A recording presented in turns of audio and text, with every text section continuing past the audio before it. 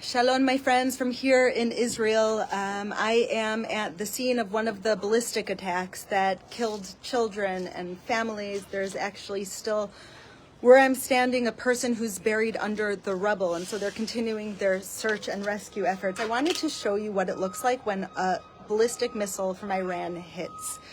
It's something I've never seen before, something the people of Israel have never seen before. These aren't the same missiles as Hamas has been launching, or even as Hezbollah has been launching. They're missiles that destroy blocks on end.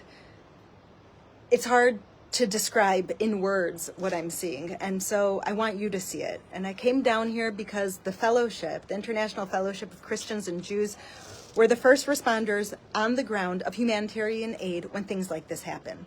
All of these people, they lost everything in a second. They don't have a toothbrush, they don't have shoes, they don't have food, they don't have pajamas for their children. And so the fellowship is there before they need to get involved in any bureaucracy, file any papers. We're here on the ground distributing food, distributing aid.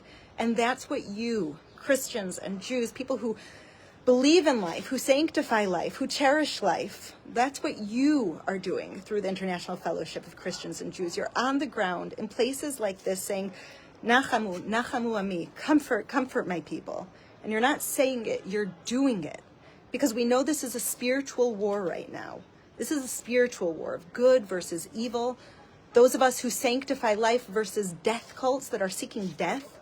And the fellowship stands for you here in ground zero with the people who need it most to provide those life-saving needs. So take a look at this destruction. These were apartment buildings where people were living, elderly, children, families. A family was killed here as they were going through cancer treatment for their daughter. This is destruction like I've never seen before, but I want to show you some hope in the despair. This is an apartment I'm standing in. You can see the kitchen. You can see what was the bathroom. And I want you to see, let me see if I could zoom in. This is the mezuzah on the wall, completely untouched.